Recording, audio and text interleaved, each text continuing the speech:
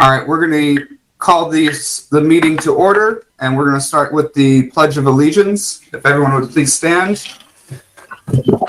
Pledge allegiance to the flag of the United States of America and to the republic for which it stands, one nation, under God, indivisible, with liberty and justice for all.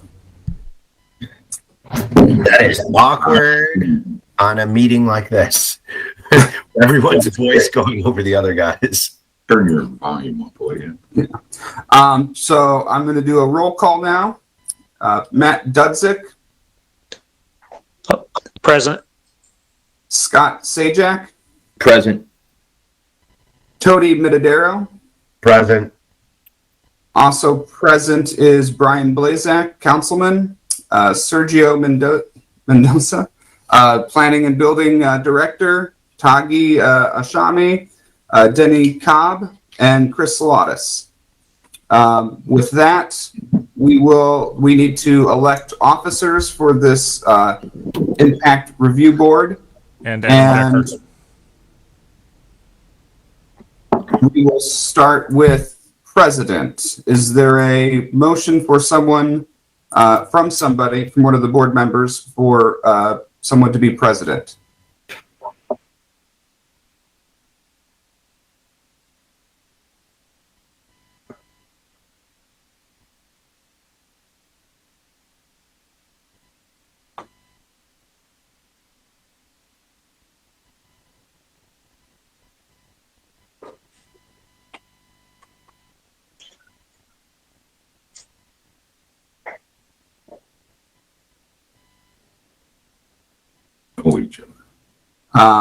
Just so you know, there are two positions for elected officers that we need to fill. There is president and vice president. If you would like to have a discussion among yourselves, again, there's only three of you, so only one member would be left out of not being an elected officer for the group. So again, I would like to, if there's either somebody or would desire to be president, or someone would like to make a motion. Obviously we will need a motion and a second to make, and then a vote to make somebody the president. But if there's any discussion as to who would like to be or who would like to nominate somebody. Chris, if I could also add, Adam Decker is also, our attorney is on, and if they have any questions from him, I'm pretty sure he'll be happy to answer. Thank you, Tagi. Specific roles of the president and vice president, or is this just a formality? The role of president would be to run the meetings. So as I'm kind of have done up to this point, that would be the president's job, would be to do the call to order, run through the agenda as it's shown. They cannot make any motions, so they would have to rely on the other two members to make a motion and a second. They can vote on everything and then comment as discussion ensues, but largely the president's role is simply to officiate the meeting and make sure it runs through the agenda as stated. And keep something in mind going forward. There is not a monthly or even yearly requirement to have meetings unless there's an appeal. So if there's never an appeal written, there'll be no meetings. So therefore, the job could be in name only. Well, I'd volunteer for vice president. That's kind of like volunteering for something to get out of it, but I'd certainly volunteer for vice president. Gee, Tony, that's terrific. Right. So I will officially need somebody. So whoever is volunteering, I could not see who that was. That was Tony. Tony Mitadero. So this is Matt. So we are on president right now. So if I need whoever's not volunteering to be president to make the motion to nominate the person who's volunteering for president to make them president. And then I would need a second from another member that is, again, not going to be the president and did not make the initial motion to make a second. Gentlemen, not as frightening as it appears. You know, This is Matt. This is Matt Dudzik. I could take the position as president. So somebody needs to nominate. yeah, I'll nominate Matt. I'll second. So we got a motion by Tony to make Matt Dudzik president and a second by Scott Zajac. With that, do we have any discussion? I don't think we do. So I would need a vote. So everybody in favor, or actually since it's virtual, we will need a roll call vote. So I will go through the members and then vote yay or nay. So Tony Minadero. Yay. Scott Zajac. Yay. Matt Dudzik. Yay. All right, congratulations. The vote was 3-0. So Matt, you are the president of the Impact Fee Review Board. I will now need a nomination for vice president. I'll nominate Tony Minadero for vice president. Do we have a second? I second that nomination. All right, we have a motion by Scott and a second by Matt. Is there any discussion? Hearing none, I will do a roll call. Tony Minadero. Yay. Scott Zajac. Yes. Matt Dudzik. Yay. All right, congratulations. You are now the vice president of the Impact Fee Review Board by a 3-0 vote. We will now go into public comments. We have no public, to my knowledge, on the call here, on the Zoom meeting. And we have, Jason, do we have any public in the meeting room? All right, so we have no public comment then. We received no electronic communications from the public for this meeting. So we will go on to new business. Item A, impact fee review and process. With that, I will turn it over to Tagi. Good morning, everybody, and congratulations. I want to share, and you will hear me again. You are actually not only review board for the road impact fee, you're also review board for the parks impact fee, which the town has. So congratulations on both appointments. What we have here, does everybody have or can see my PowerPoint? I believe so. Okay. I got it. Okay, great.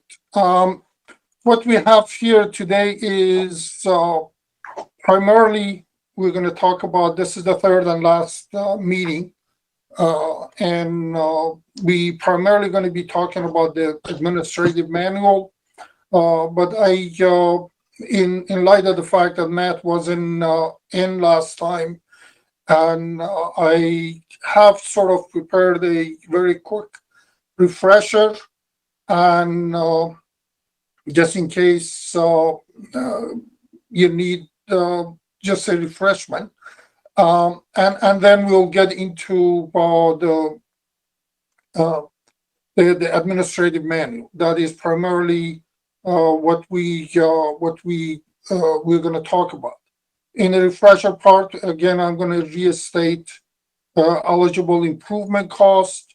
You will face these issues. That's why I'm keep emphasizing it, because you will see, if there is an appeal, you will see these items to come up, and some of these, the basis of some of those appeals are whether or not a particular expense or expenditure is eligible or not.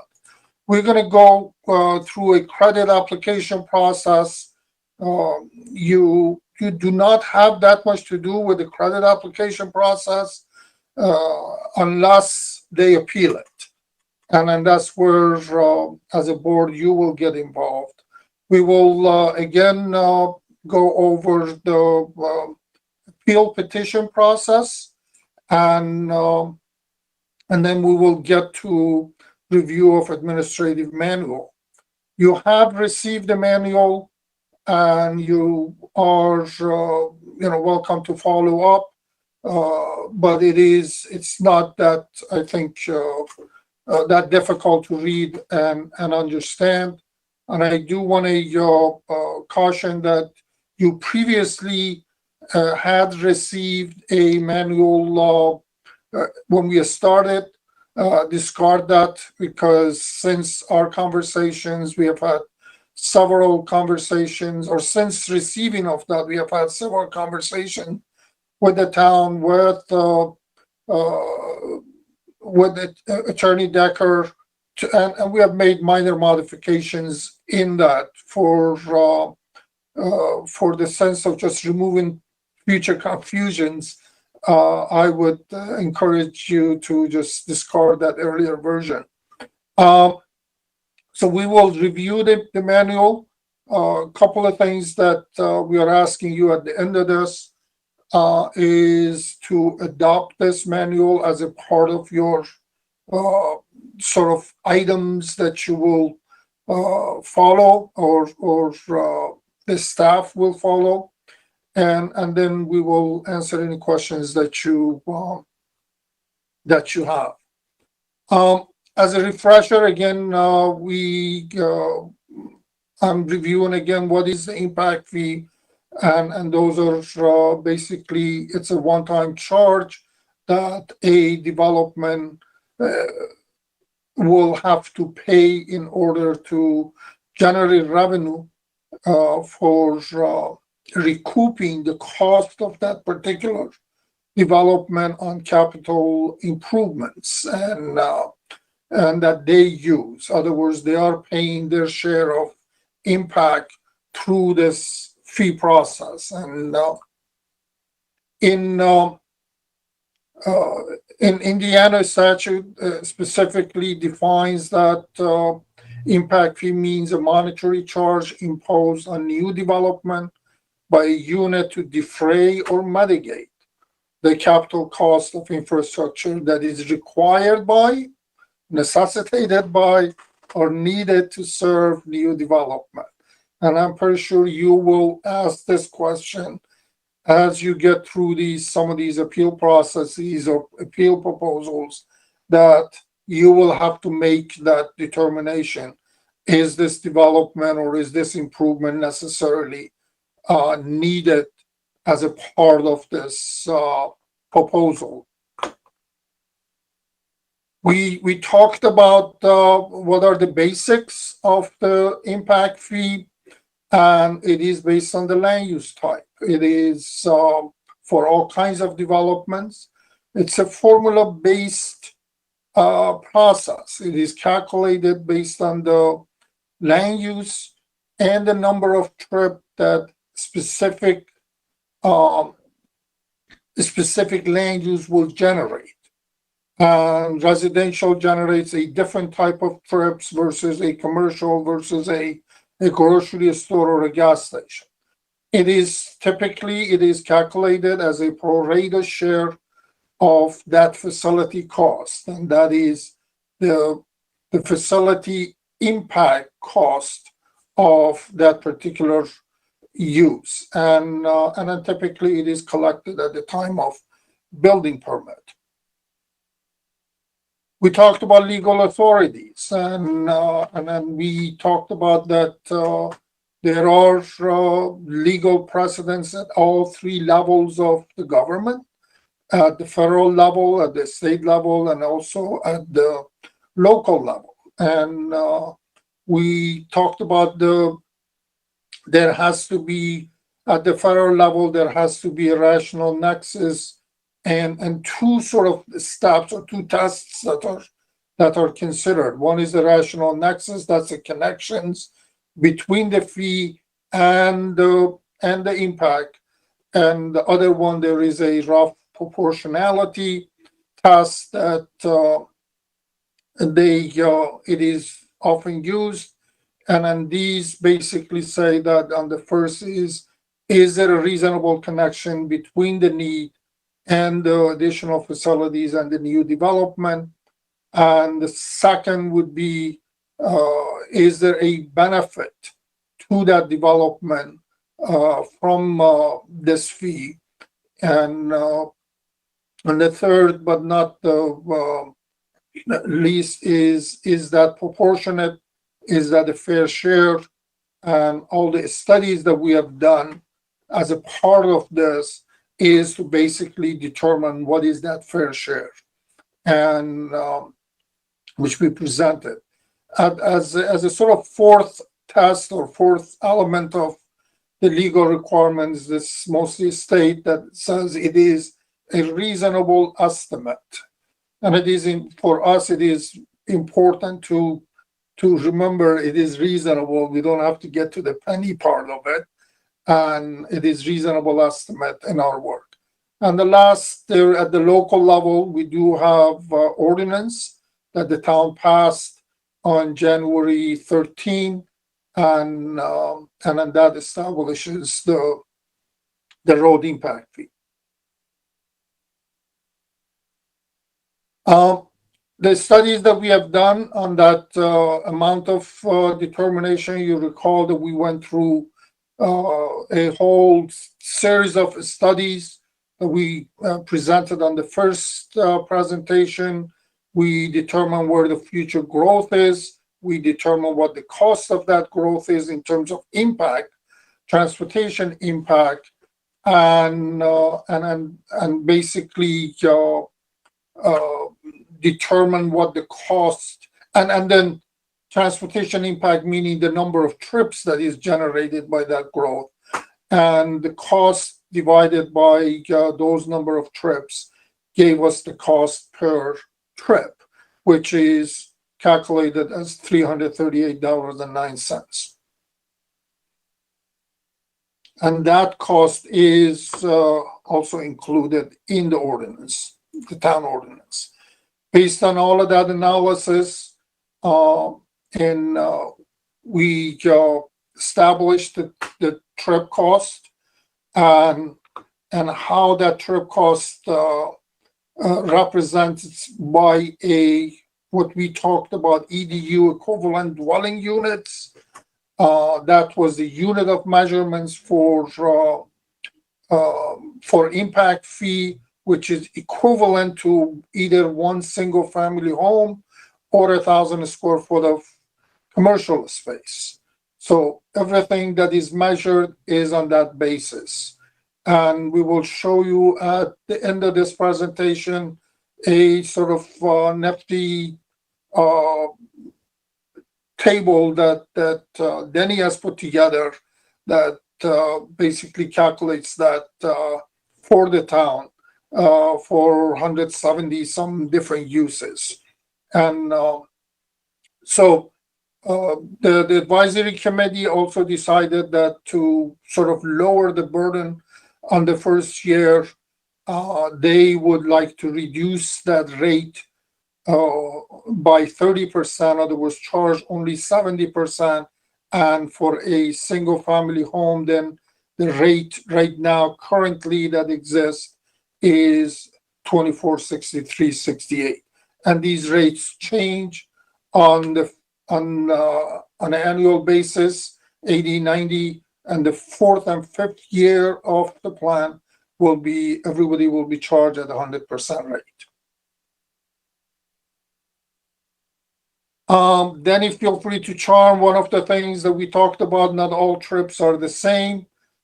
Denny, would you mind to just briefly explain what we are here? Okay. When a development is puts in a commercial development, there are different kinds of trips. For instance, if there is a the Wendy's that is going in there at the Boyer site. There's people that drive to Wendy's that's their sole destination. They're driving there to get lunch and go home. That's called a primary trip. There are people who are on their way to someplace else and divert over to stop at Wendy's to pick up a sandwich. Say they're going over to pick up the kids in the afternoon for something from school, and they want to grab a Coke or something or a snack for the kids, so they don't normally go by Wendy's, but in order to get the snack for their kids, they'll go over there. It's called a diverted trip.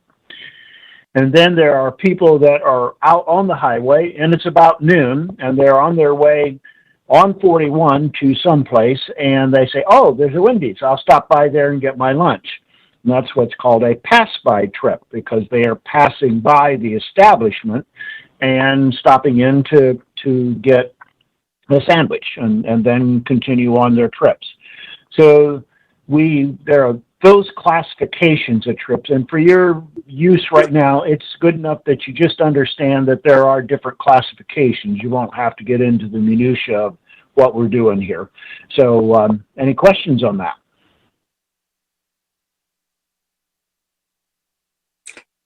Thank you, Danny. Again, as Danny said, we are just providing you with some definitions so you understand the terms, and because you will be facing as you go through these appeals, it is possible that somebody would come and says, no, my bypass trip is this much, or it's just for information. In one of the other things that the trip generation is you will face is that you will get a specific in the case of projects or developments that submit their own traffic studies, you will get these new numbers that may or may not be the same as what we have calculated. And the calculations that currently the town uses are based on the Institute of Transportation Engineering, and these are primarily national averages that is widely used or accepted as for the road impact fees. So they are estimate. They are not necessarily they're not going to change. Certainly in these days, we expect some changes in the traffic patterns and uses. So you need to watch these numbers that come in a little bit more carefully and understand how the data are collected and where they have been surveyed.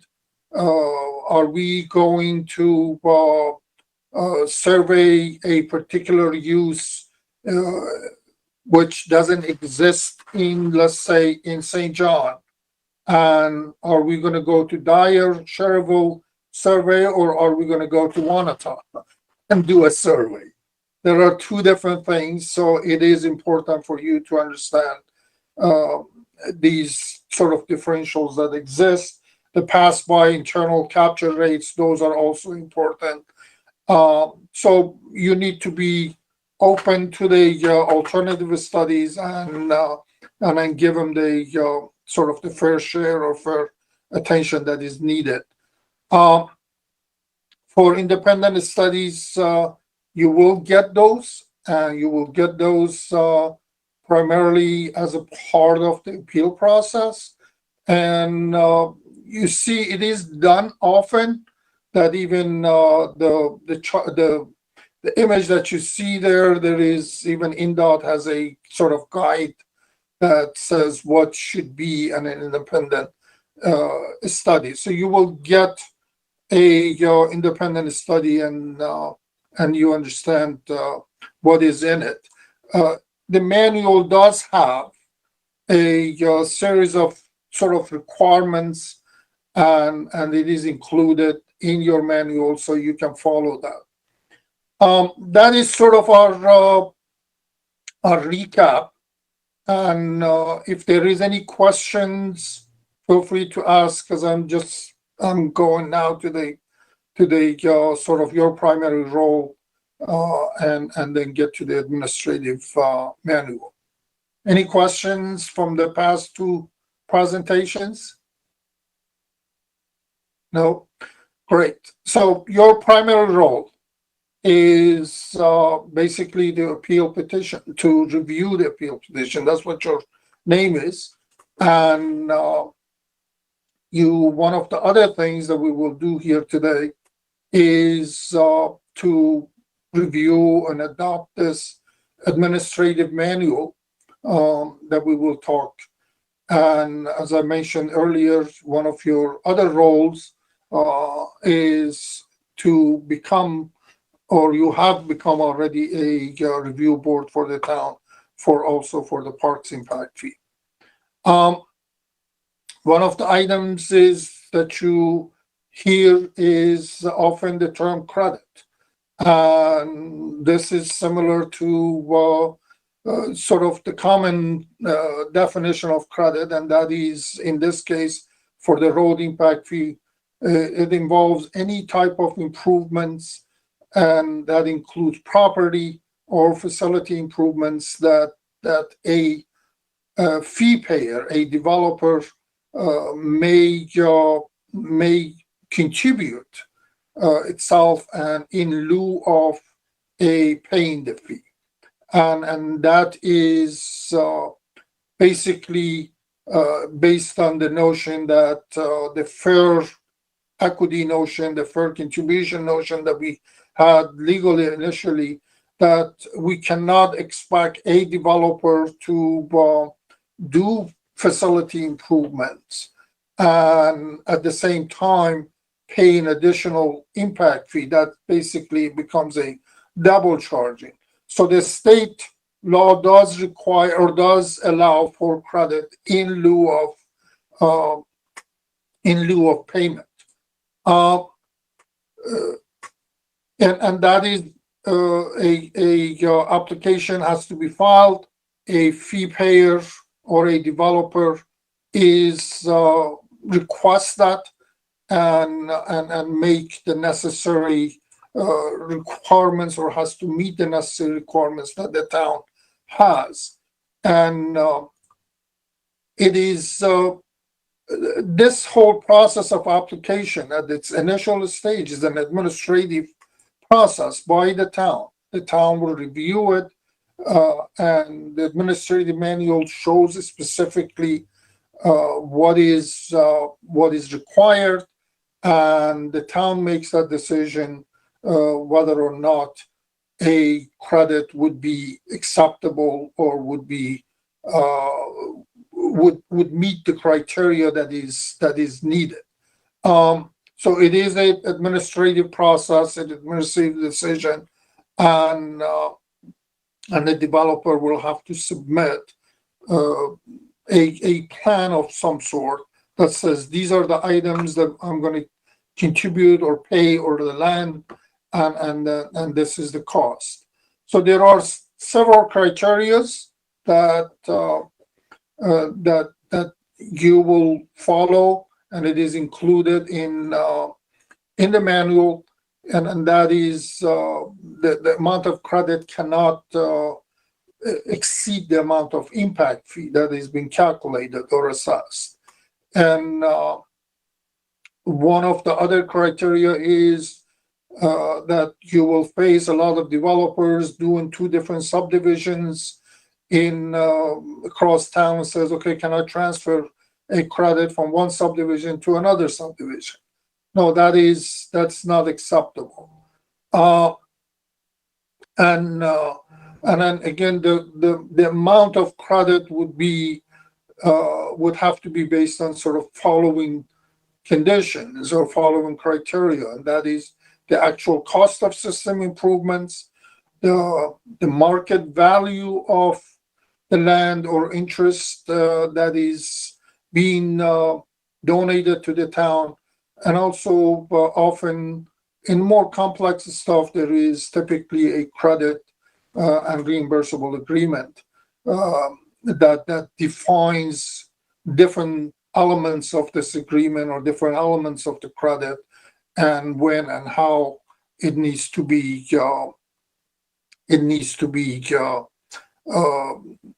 approved or implemented. Other criterias exist. You have again in the manual several criterias identified for land dedication, and land has to be part of an integral element of a St. John road system. So these are the decision that the town engineer or the town will make as far as whether or not a piece of land or a donation would be acceptable. And some other criteria, is this land providing linkages, for example, to one part of town to another part of town?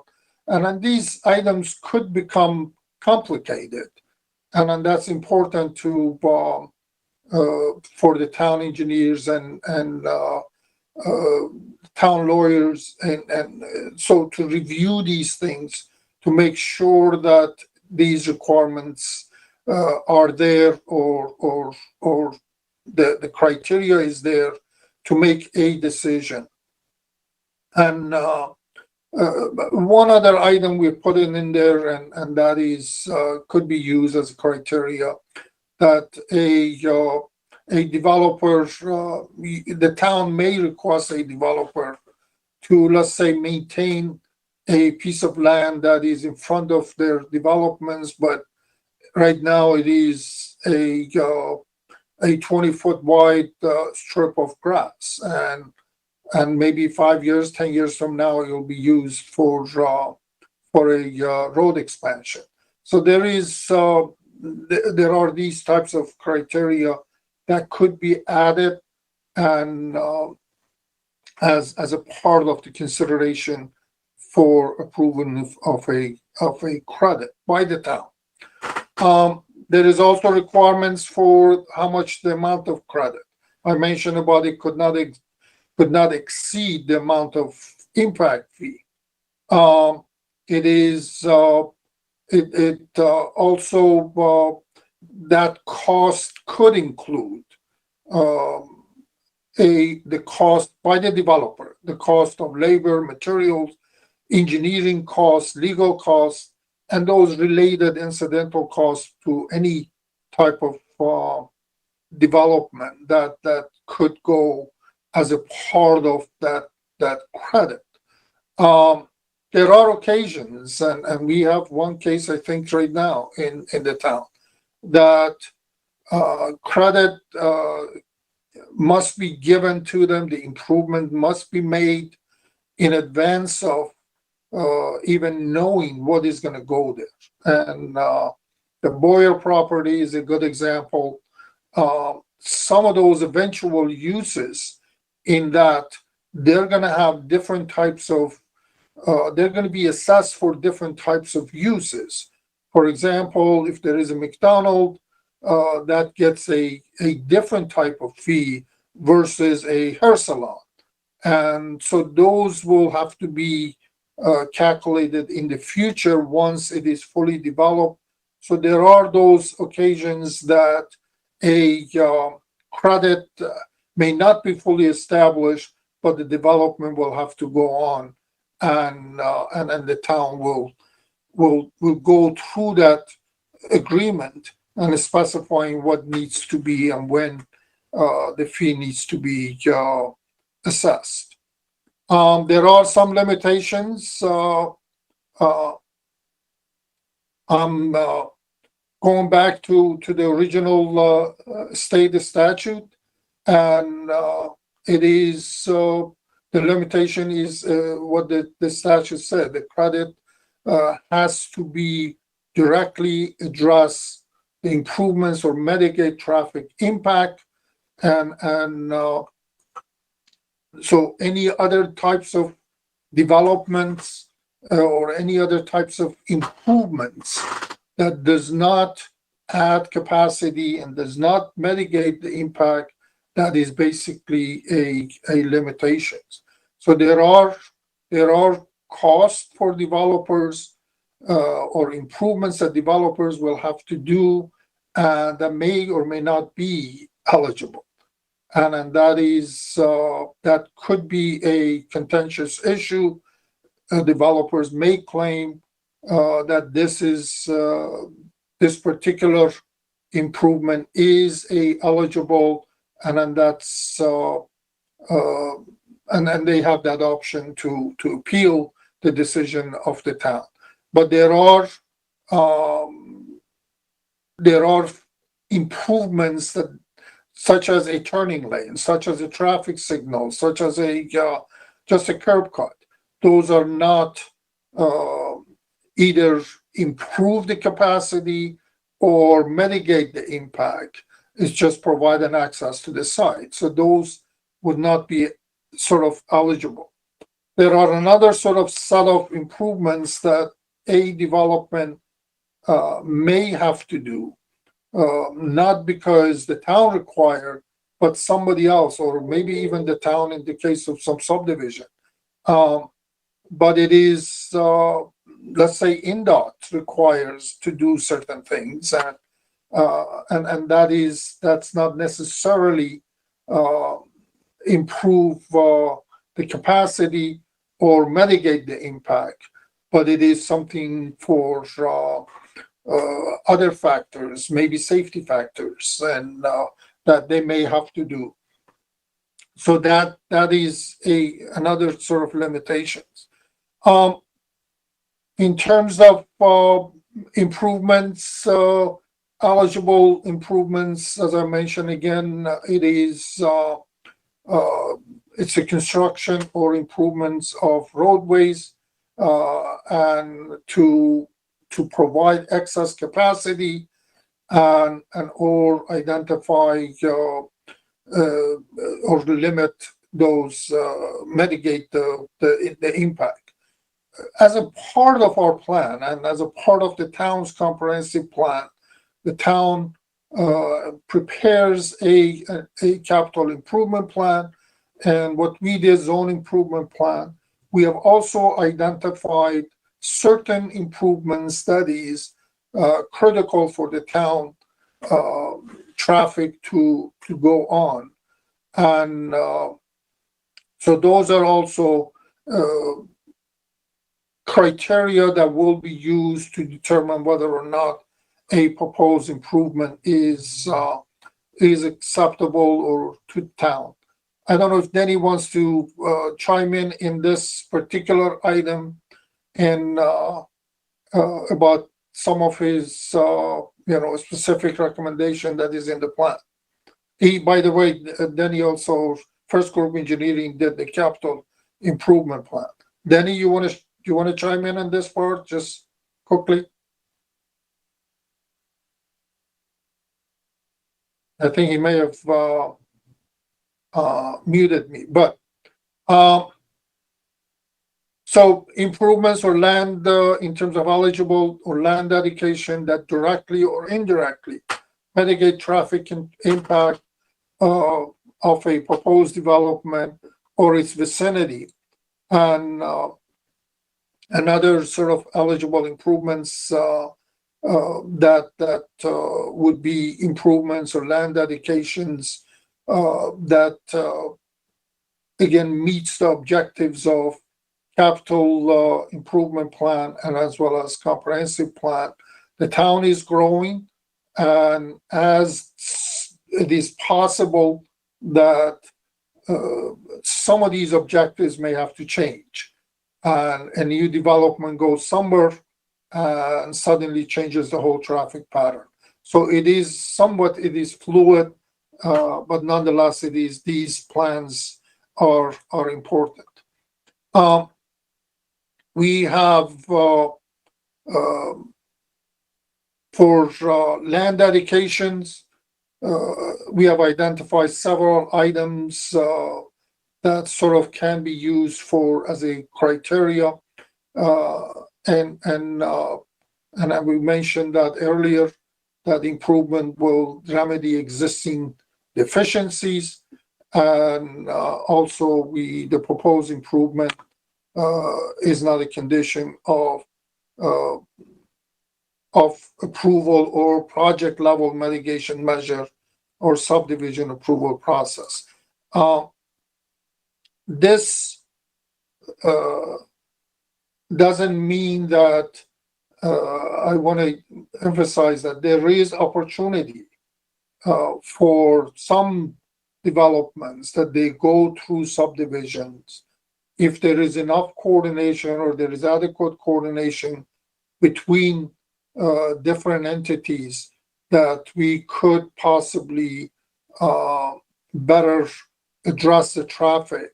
So it is possible that in subdivisions, we could, as long as they meet that A and B above, they could be eligible for credit and towards the impact fee. So this is sort of education and as well as a process for the town to make sure that we basically can take advantage of every opportunity that exists. For a credit approval process, I share that with you. This is again an abbreviated version of what that process could look like. This is an administrative process, not a legal process, but in terms of just the steps that is that the town or Sergio will have to go through to get to the impact fee. So the initial estimate, fee request estimate, is typically made by the developer when they come into the town hall, and then the town will make that initial estimate, and then if the fee payer wants to have credit, then they have to file a credit application, and that is and submit a variety of items, and then the town will do that sort of technical review of that application. Fee payer typically again is notified.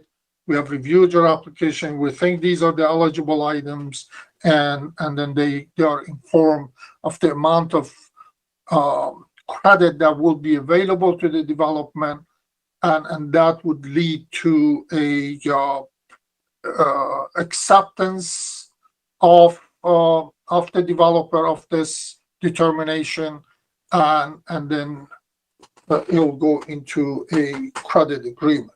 These are sort of several steps that a typical credit application will have to go through. Again, this is all the way to this point, the review board is not involved. It is still remains an administrative process. And now the developer has the right to question whatever the town has made a determination, and so reject that assessment. And if they do reject it, then there is a appeal process similar to the other appeal process that they will have to go through. And we're going to get to the appeal process in more detail here, and a fee payer. As I call developer and fee payer, they're all the same. Applicant is the same, and whoever is developing. So they any decision that is made by the town can be appealed to the board, and by submitting an application form or appeal petition. That appeal petition will have to have a specifically identify the reasons for petitioner's belief that the town assessment is either erroneous or greater than what they think their development required, And this is where they could question the amount of the number of trip generation. Keep that in mind. All of these go back to that number of trips, and because the amount of fee is fixed for the next 5 years, and so the only variable that they can question would be the generated number of trips, and then they follow that process. They often it is required for them to make that argument to submit an alternative impact fee calculations, and that is the same alternative transportation sort of study that I mentioned earlier. So the appeal process is again, somebody comes in and starts estimated request is made, and that form is filled out, and the initial assessment by the staff is made. That is the staff will determine what that fee is for that particular development. And then the fee payer will file the petition and identify the basis of argument, and then the staff will review that argument, prepare the packages, and submit it to the review board, to you, to review and make a determination. And the ordinance specifically sort of sets a period of 35 days to 55 days for you to review. And Adam, feel free to chime in about these days. And so you review the petition, and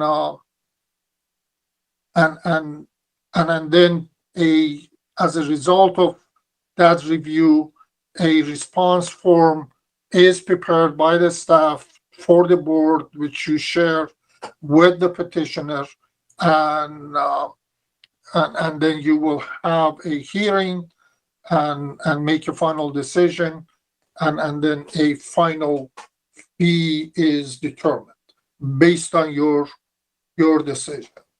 And did you want to add anything to this, Adam?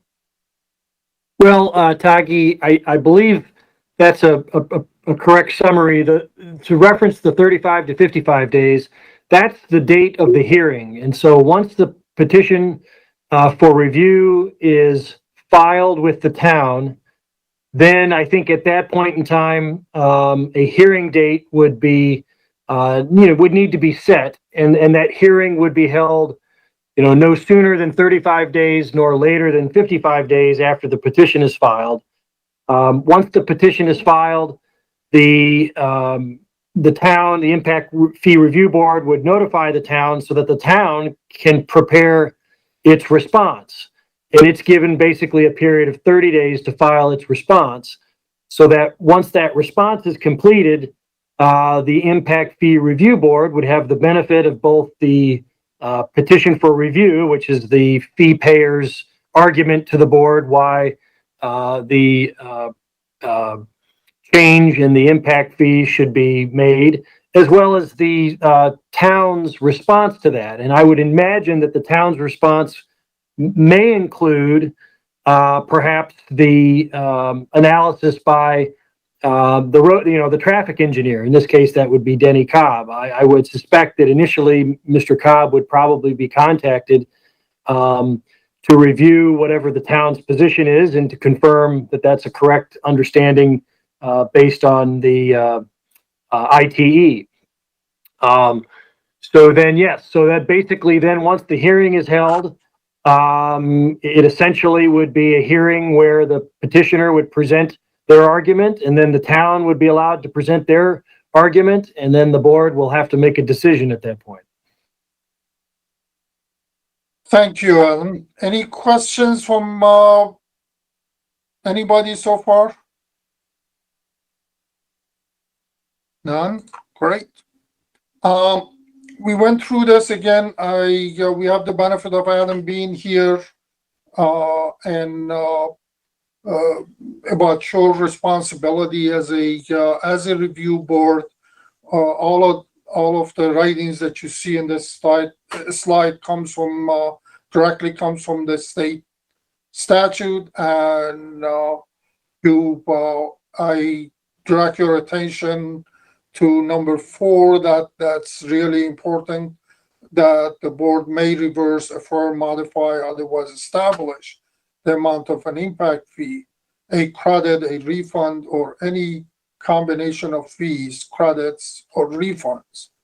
For purpose of this subdivision, the board has the powers of the official, the unit, of the official of the unit from the appeal, from which the appeal is taken. So you do have all the authorities to change the fee based on your findings. And a catcher here is that, particularly for the staff, that requires that within 5 days, state statute requires within 5 days, you make that decision and inform the unit, the government,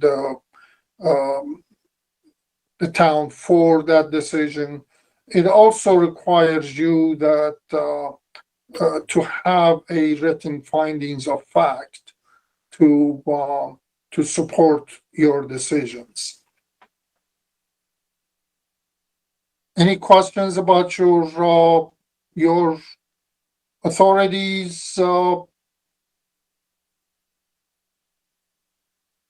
No, I just a quick question, Aggie, is if I understood you correctly a few slides back, it sounded like the real thing that would be part of the review would be the number of trips that really could be appealed, and perhaps the type of development, but it really comes down to the number of trips. Did I understand that correctly? Yes, that is my understanding, because that's the only variable that is not fixed. And Denny, feel free to chime in. We have done the study. The amount that $380 some trip cost, that is the fixed cost. Yeah. And that cannot be changed. So the only change here is the number of trips that is generated by a use and how you define a use.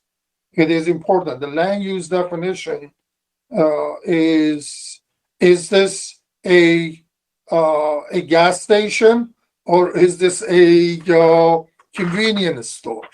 Those have different implications as far as generating the number of trips.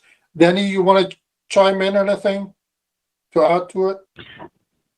Yeah, this just came up this morning where Sergio sent me a upcoming potential site, and he was looking at the land use codes, and it could fit into a number of different land use codes. And I said, well, what governs is what is the use? And in his email, he had explained the use, and so I matched that use up to the description in the ITE codes to find the appropriate code to be used for the computation of the cost. So it if it walks like a duck and it talks like a duck, it's a duck. And you go to the thing and you find where a duck is, and okay, that's how many trips you generate, irregardless of what the zoning classification is in that area. Any questions there? Nope. Right. Not for me. Now, Okay. I have one go ahead. quickie here, Tagi, that's kind of related to that, and maybe we'll talk about that in the administrative manual. Would a petitioner have any grounds to request a reduction in the number of trips if he could prove that that number of trips are generated and solely use US 41 and US 231 to come and go in their development?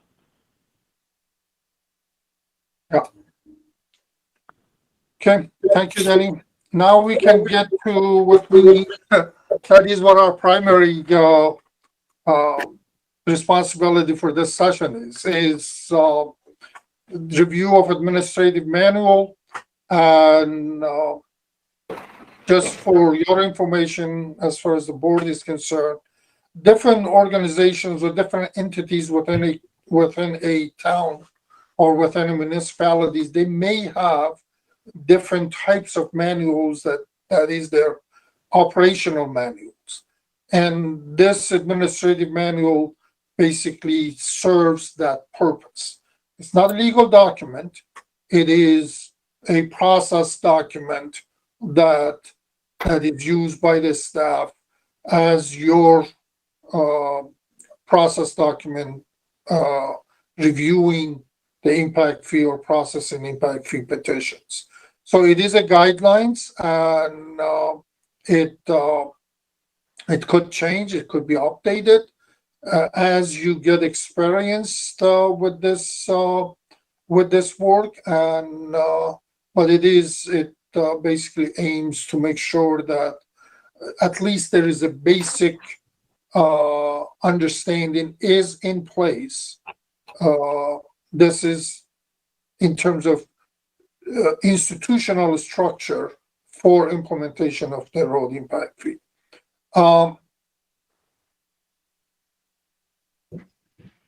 It consists of 5 different sections or parts, and I'm going to go through that process. I have the manual up here ready if I need to bring it up, and feel free to let me know if I need to switch it in, but I will. It basically has 5 different sections. Section 1 is the administrative responsibilities. At the heart of that administrative responsibility is the building and planning department. That's the front department that collects and receives the information and coordinates and distributes. And the manual also identifies a position or an individual. Doesn't identify a specific person, but an individual that could be called an impact fee coordinator that will staff the board, and so that is part of it. The manual identifies what that person needs to do, and specifically identifies it either building and planning director or his designee. And it will also involve the town engineer and the town attorney. These are the 2 other primary departments that will potentially be involved in different aspects of the impact fee. So that is the first part, and then we get to the second part, is what is applicable and what is when is how much is the amount of fee.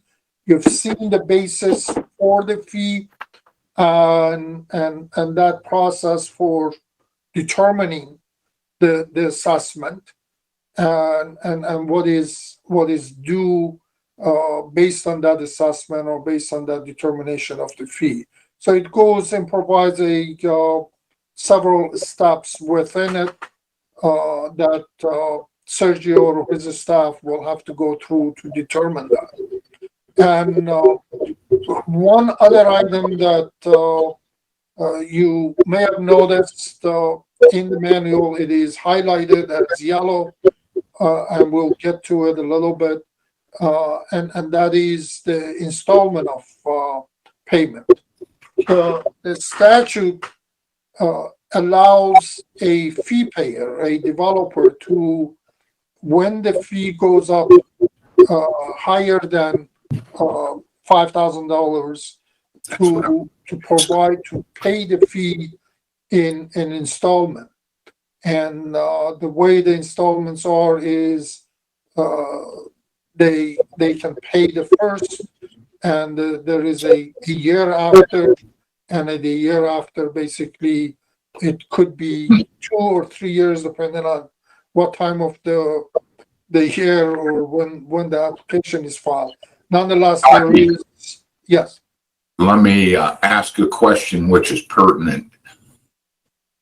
The amount due, can we, as collectively, and I'm saying as the building and planning coordinator, can we set a limit, or is it not in writing? You just kind of agree to set the limit on what's the minimum they can pay and the term they can pay it in. In other words, it's like negotiating with a bank for a mortgage. Let's say your payment due is $50,000, and with a $5,000 and setting the terms at 10 years, because you're saying pay $5,000 a year for 10 years, which is unreasonable. But at the same time, who sets the standards? Or is it set by us? Or is it on an individual basis? Yeah, and Adam, feel free to chime in. I think we have had a couple of discussions around it. The $5,000 is specifically identified in the statute, and then the statute indicates that after in 2 consecutive payments on an annual basis, the developer has to pay. That is the amount of the installment sort of period. So therefore, Adam, did you want to chime in on this? Sure. So, right, the statute, basically allows installment payment plans in certain circumstances, and so the requirements are that essentially the first installment cannot be due and payable less than a year after the building permit is issued, and the last installment cannot be due and payable less than 2 years after the building permit is issued. So it gives some parameters as far as the repayment of any kind of an installment plan, but I'm not sure I answered your question, Brian. yes, sir, you did. And I have my cohort here, and he and I are discussing it. So I'm on track now. Right. Yeah, it is. It cannot go 10 years. Yeah. Yeah. Well, technically, there's nothing that would, unfortunately, the statute doesn't give us an end date or a date beyond which the installments cannot be made. So there's really nothing that specifies how long that could be stretched out. So it only basically, the statute's written to protect the developer, and it basically says, the first installment cannot be made any earlier than a year after the building permit, and then the final installment can't be made any earlier than 2 years. So I read that to mean that basically an installment plan has to be at least 2 years, but could conceivably be longer than that. And I think that would probably be a policy that would be established by the Impact Fee Review Board. And we'll get to that. That is one of those policy questions that the board could establish, and we'll get to it at the end of this sort of the last part of this presentation. one other sort of item is, and this is again based on the statute, pending payment pending appeal. And if somebody's appealing a fee, and then they don't have to pay immediately, or other words, they don't have to pay what the town says the payment should be until they go through that appeal process. The third part of the manual deals with the determination of the impact fee. This is basically the nuts and bolts of how we determine the fee. And primary use or determination for the fee is based on what the manual calls attachment A. That is the table or ITE table that Denny has put together for the town, which specifically identifies the 100+ different uses under 11 different categories, and we'll get to it briefly a little bit. But in determination of the fee, the type of use that is being proposed is impacts what that impact fee is. And for example, mixed-use development could have a different type of fee, and the most perhaps prominent type of fee, type of land use that will impact the fee is the shopping center. And within the shopping center, within the mixed-use development, again, there is a provisions for if the total development is above 50,000 square feet or below 50,000 square feet. And I don't know if Denny want to chime in this a little bit. We do get to it. I have that table later on. We can talk, but at this point, I just want to make sure the board understand that not only the type of uses would impact, but also the size and how these uses are put together would impact the fee. And change of use, Denny, did you want to say anything?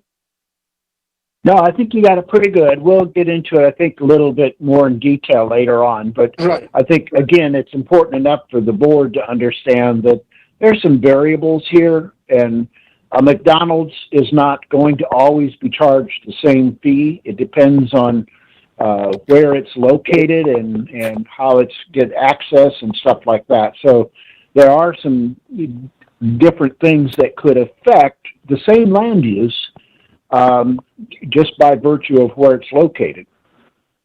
Right. So there are in the manual, there are requirements for change of use, what that process involves. Change of use meaning that there was a building somewhere, and then now it is being proposed for something else. A good example in the town is the former Kmart. And now if Kmart used to be there, if something similar to go there, naturally there is no change. Although in the case of Kmart, we talked about it earlier, or Denny talked about it, it's a very unique use. But any other building, if there is no change in use, vacant restaurant is now being developed for another vacant restaurant or another new restaurant, that's fine. But if it is being changed, then a new fee will have to be determined. And in the most cases, there are initial fee that was associated with the original use versus the new fee. based on the new use, and typically the calculation has to be made and the difference has to be determined. That would be the amount of fee that typically a new owner or new developer of that use will have to pay. And a lot of times in this independent fee calculation studies, independent impact fee studies, those are all we talked about earlier. And in this section, it elaborates what it's involved and what are the elements or components of that independent fee study should be. Tagi, this is Matt Dudzik. Sorry, I had one question. And this is the case too, even if there's a tear down and complete redevelopment, that's still kind of a, no fee is assessed at that point. If it's a redevelopment of a same use property. Yeah, if it is same use, then that is correct. Okay. That is correct. Thank you. Mm-hmm. But if the new building is larger than the existing building, then they have to pay the extra. Got it. Okay. Thank you. Mm-hmm. So for a determination of the fee, we have prepared a sort of sample impact fee request form, and it doesn't have to be necessarily this one. The town could develop their own, and but it does have tries to cover all of these issues and provide an answer. And so that is a 2-page document that a developer will have to file and submit, so the town can determine the fee. Part of this is on the second page. You will see a list of different uses and potential fees associated with that particular use. Again, this is just a sample, most prevalent uses that the town should expect or is expecting, but it is not complete list. The complete list is the ITE table list. But just for your review, you can see at 2021, a single family home will be assessed $2463.68 for a impact fee. And for an industrial use, for example, per 1,000 square feet is this much. So the town has, all they have to do is put 2,000 square feet or 5 or number of 5 for a 5,000 square feet, and then the fee is determined here, the total fee. So this is sort of the list of potential fees that or potential uses that goes in that the first estimate for the town or for developers that can pick it up.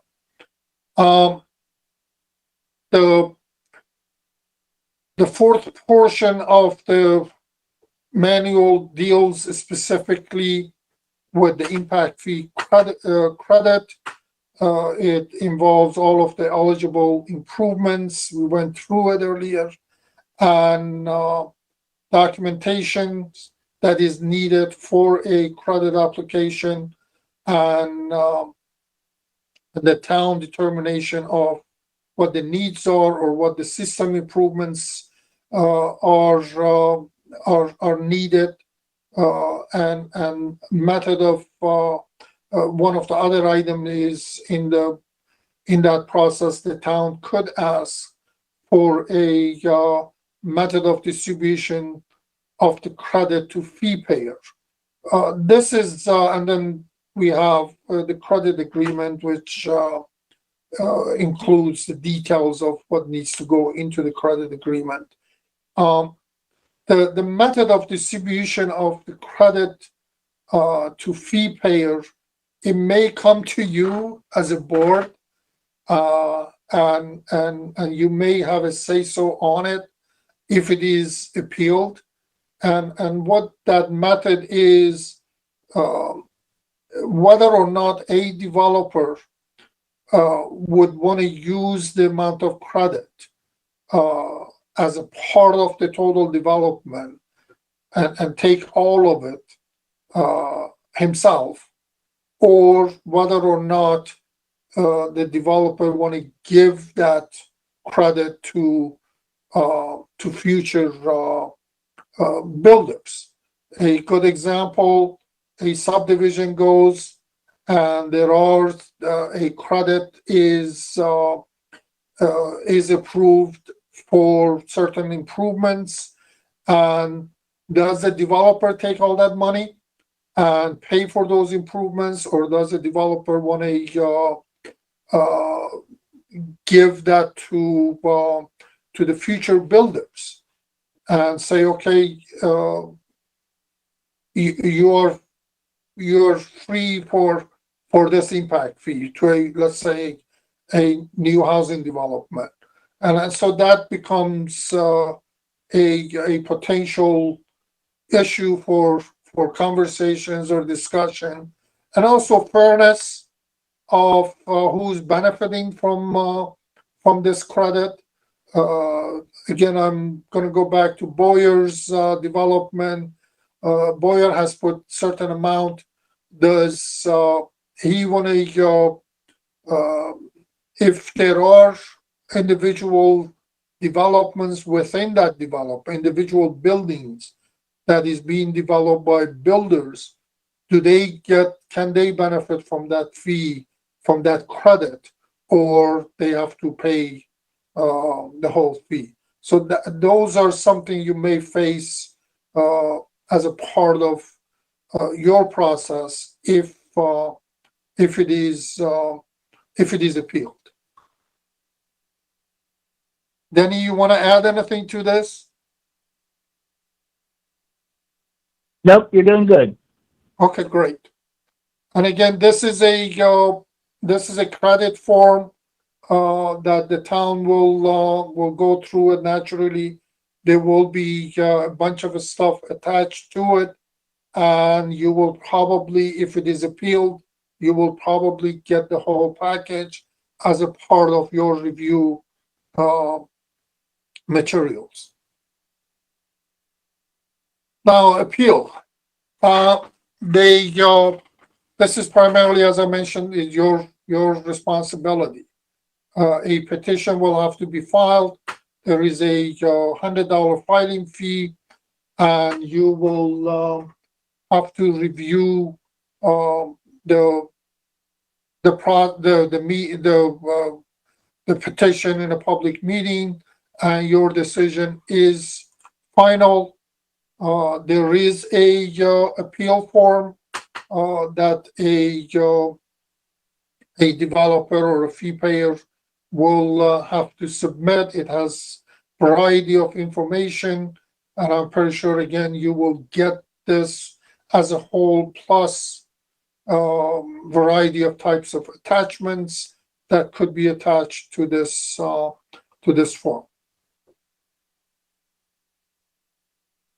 The last part of our presentation, the administrative manual, is an appendix, and that includes the list of these forms.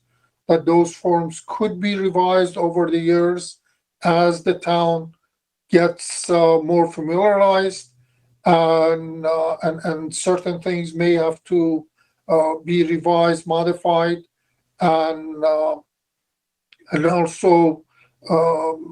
So those are part of the manual, and as they are revised, I certainly recommend that this manual to be amended to reflect those new forms. As a part of the manual, there is a glossary of terms which basically shows or defines what these different terms that are included in the manual, and there is an ITE land use category and fee per unit assessment attachment. this is sort of rough to attach it because it is going to remain as a digital form, and so it cannot be attached to a copy. But if somebody wants to have a digital form of the manual, we could perhaps provide a link, and that could be included. You run the risk of somebody looking at it, if it is totally public, that and get confused, and but nonetheless, it could be provided to perhaps engineers that are doing professional traffic engineers that are doing some analysis for a potential developer to review those. So it could be in the office. Now, attachment A for residential is this is what you see. This is part of it. And Denny, you want to? This is your masterpiece. You want to explain? I just want to make sure that you see this one, and this is the fee for that as it has been calculated for 2021. Denny, you want to explain what you have here? Hold on just a minute, Tagi.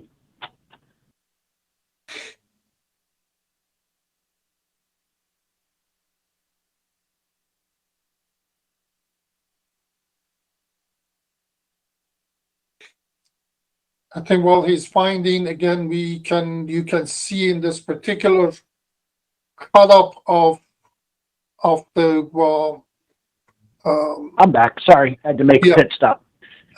Okay, so what you have here is in the columns are what we use as the ITE land use code, and then a name for that land use code, and the trip unit, and then the number of units that are had. For instance, if it's a housing development, it'll be, we put in the number of houses here, and it will come through and will calculate the cost, and the costs are associated with the various years as a percentage increase as we go through from 2021 on up to 2024. Any questions?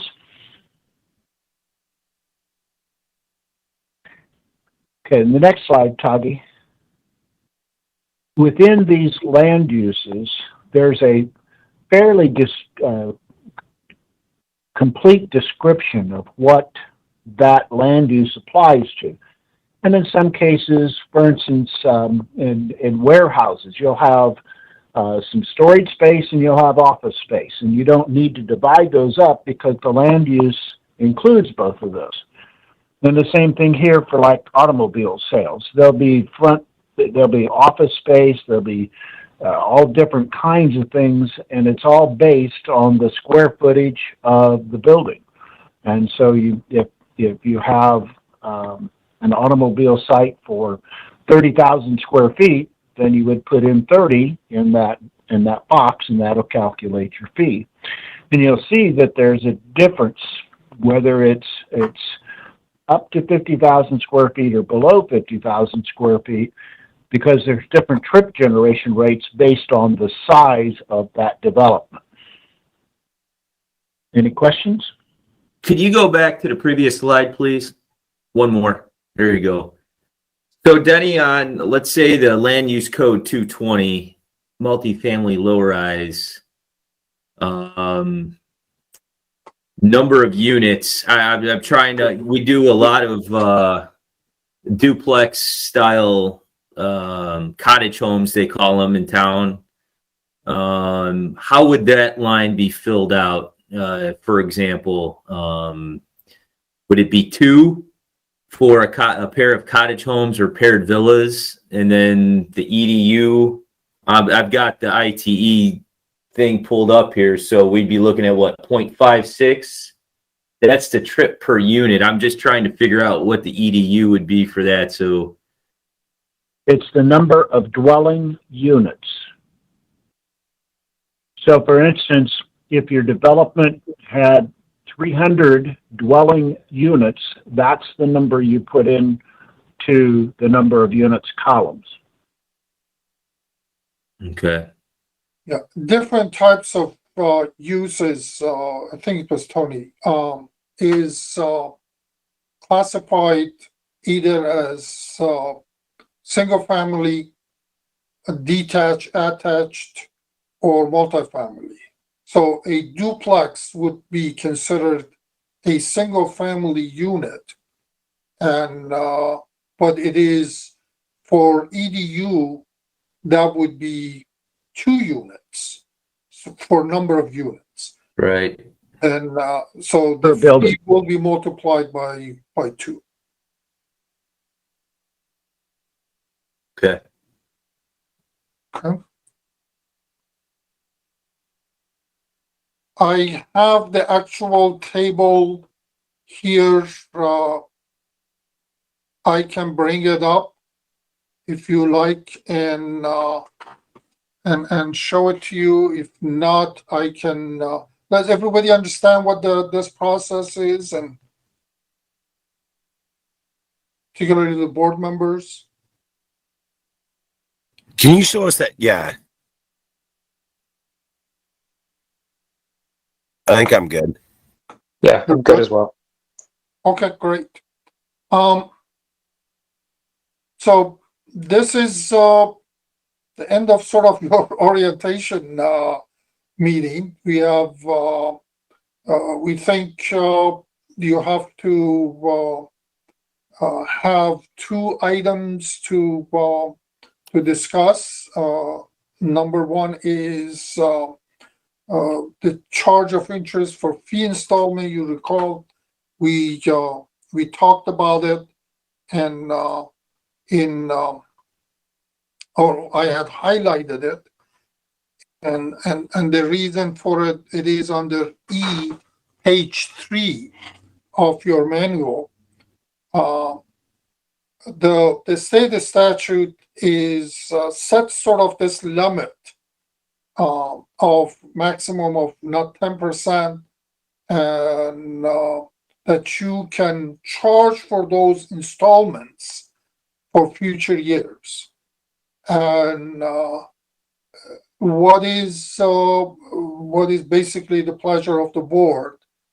Do you want to charge anything? Is that you do have that option, and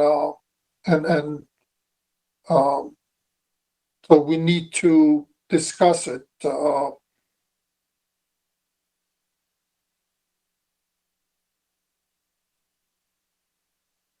I think that has a lot to do with how long term may be.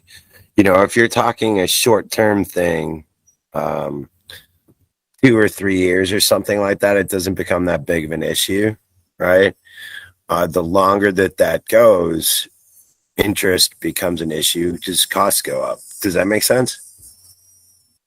Yeah, absolutely. And one other, I think, point when we were discussing this issue among sort of the technical folks, you can also set a policy on an annual basis to establish this amount. So it is basically, yes, whether to have it or not, and the other option whether to change it on an annual basis. Those are sort of your options that you have. Yeah, and this is Adam Decker. So the ordinance basically provides that the Impact Fee Review Board will establish these rules, if you will, regarding the installment fee payment. And so I don't know that it has to be decided today, but certainly I think your point is well taken, which might suggest that perhaps the board might consider a maximum period of time within which the impact fee can be paid in installments. I don't know what that period would be. I know in just discussions that could be perhaps set at 3 years. It could be set perhaps at 5 years. I probably wouldn't recommend anything much longer than that, because that just becomes very difficult, I think, to not only enforce, but just keep track of from the town's perspective. And so I think also, the rate of interest, probably, you can establish a rule for what that interest rate would be based on the amount of the total fee. So for example, if the total fee exceeds, a given amount, let's say $25,000, then the fee or the interest rate would be a certain amount. And if that fee is larger, then perhaps that might warrant a different interest rate, or depending on, the same thing as far as the length of period of time within which that's to be paid. You can establish a rule to say, well, if the fee is less than $25,000, then the fee has to be paid within 2 years, which is the shortest period of time an installment plan can be made.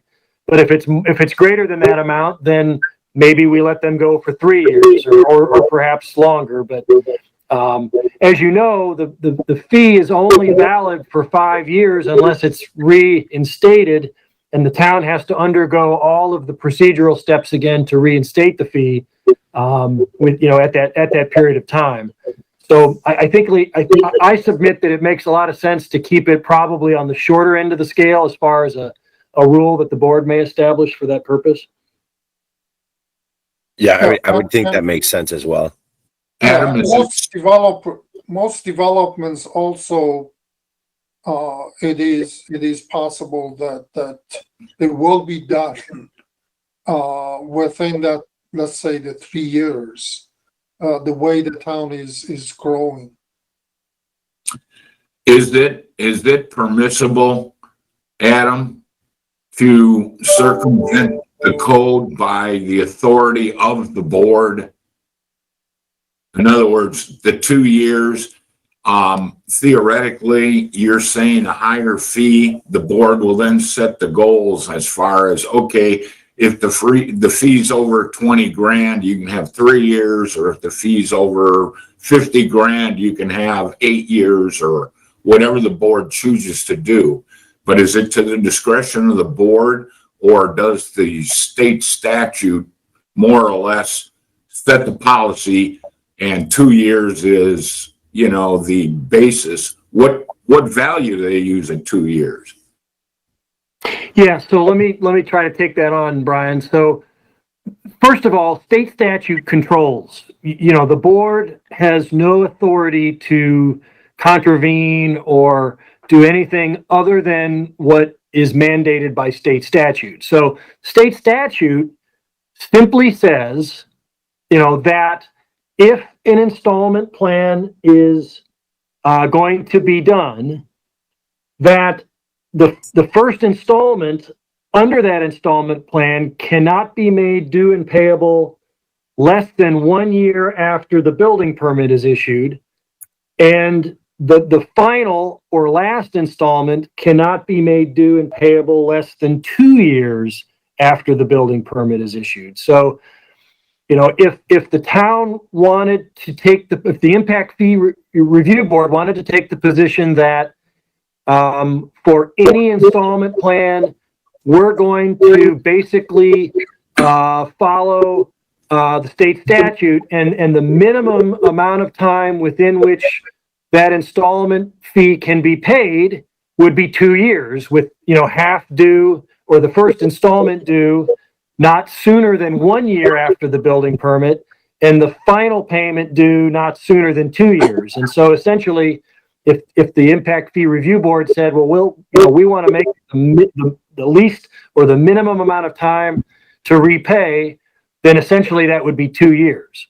But there is discretion on the board to say, well, for certain cases, let's say if it's more than $25,000, we think an extra year would be appropriate. So we would then do an installment plan of 3 years, basically, with the final installment due 3 years after the building permit's issued. Does the board have to establish the basis for the fee payment and payment terms for overall everybody, or can it be done on a build or developer by developer basis? Right. So that's a really good question, Brian. The ordinance basically provides that that the board will establish rules consistent with the law for the approval of installment payment plans. And so that can be interpreted probably, differently by different people, but I think it makes sense to, from a board perspective, to perhaps not necessarily take it on a, each pay plan on its own basis and consider it in its own right. It certainly may have to do that. But I would recommend that they try to consider establishing some kind of uniform rules that would be applicable to all fee payers generally. And I say that only because that eliminates any potential argument that the board is being, more favorable to some fee payers than others based on, the interest rates or based on the length of time within which the payment has to be made. At the end of the day, I think there could be some room for perhaps like the town council, if it got into a economic development agreement with a particular developer. Certainly the town council has the discretion in a development agreement to agree to waive the impact fee. So I would think then, it would also, the town council would have the authority to perhaps allow a longer period of time for the fee to be paid. But that's really the town council's legislative prerogative. That's really not the impact fee review board's prerogative.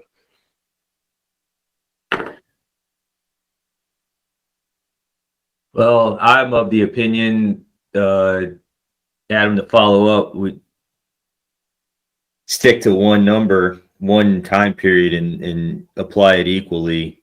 There's enough that the clerk treasurer's office has to track, and then if it's the town manager's office that has to get involved, and or Sergio's group, I mean, that's just a lot to keep track of, in my opinion.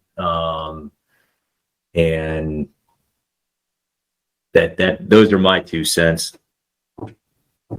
And if it's somewhere in between 2 and 3 years, or it's 3 years, whatever, minimum of 2, call it 30 months or something like that.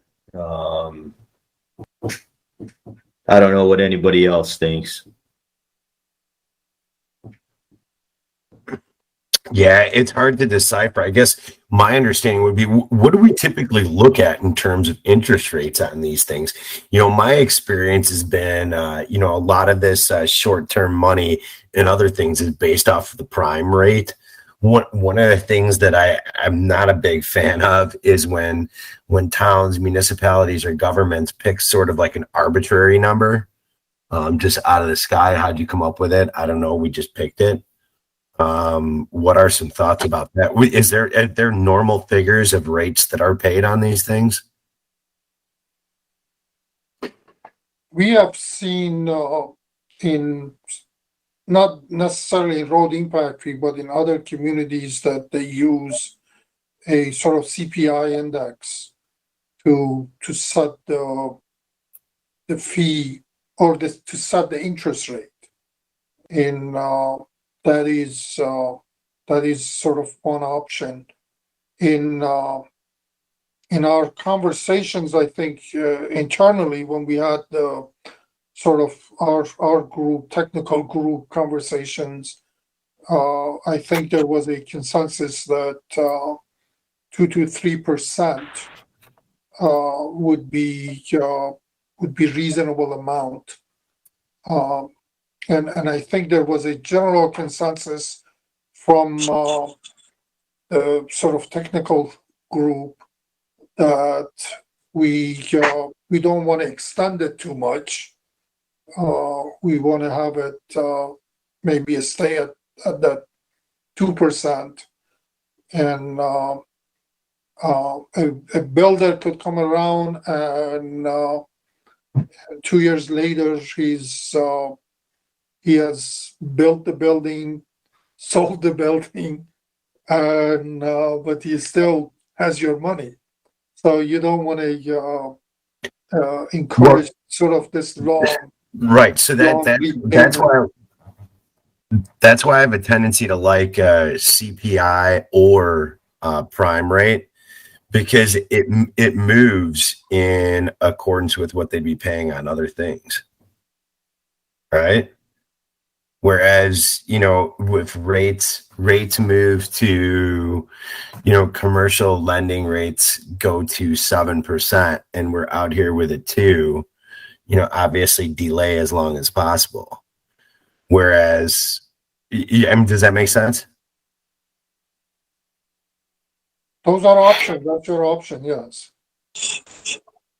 Yes, and I think it might make more sense to do that type of, like, for example, if the board has an annual meeting, at the beginning of the year to review that and can basically perhaps establish the interest rate, for that period of time, maybe for the next year. I mean, interest rates haven't changed a whole lot over the course of the last, 10, 15 years, but of course we can't predict what's going to happen tomorrow. But I would say yes. I mean, if you were to say, well, we would establish it at maybe the prime or prime plus 1%.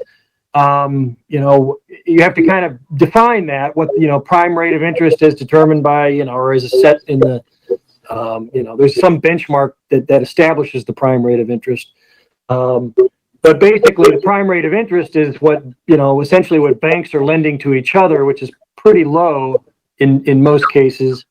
And so I think, but yes, the board has that discretion to establish that and can do it on an annual basis. It could even do it more frequently if it thinks it's necessary to establish it. But the state statute says that it cannot exceed the prejudgment rate of interest, which currently is actually between 6 and 10%.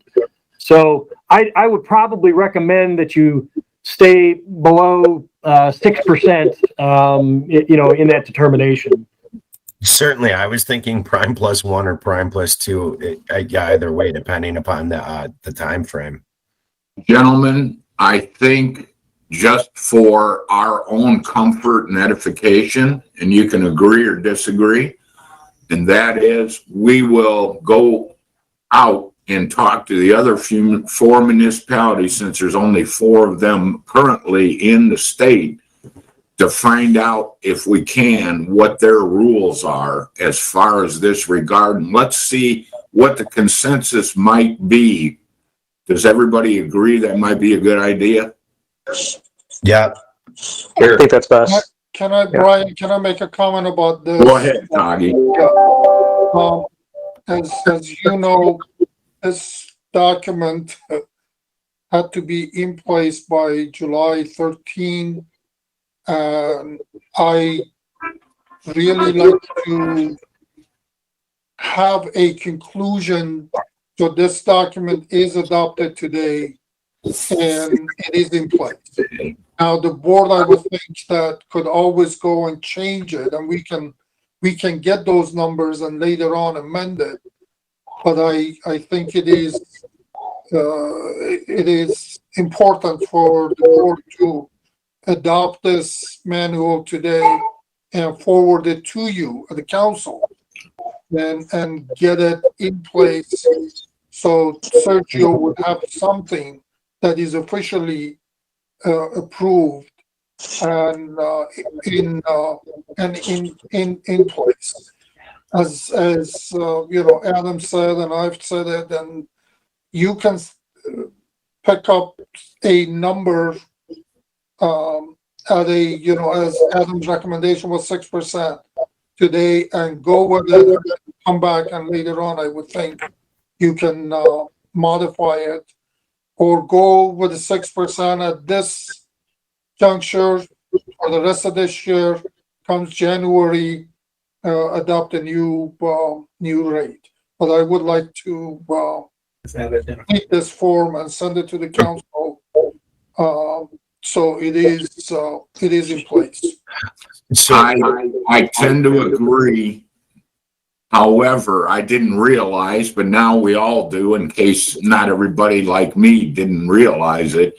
I didn't realize we could amend whatever we passed today going into the future once we can get other good information to really see what the consensus is. Because 9 times out of 10, if an appeal does pop up somewhere, it's going to be based on, well, Fishers does this, or Carmel does this, or Westville does this, and they will use that as part of their argument as to why, they shouldn't do this, that, or something else. Agreed?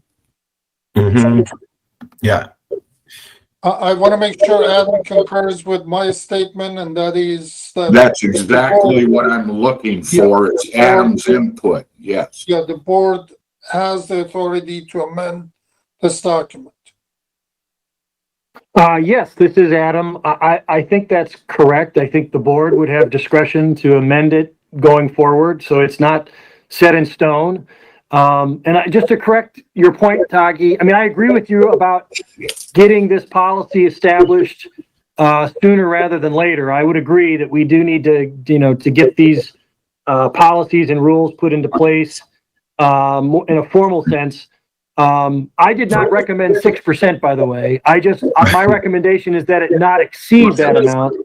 So I just want to make sure that that point's clarified as well.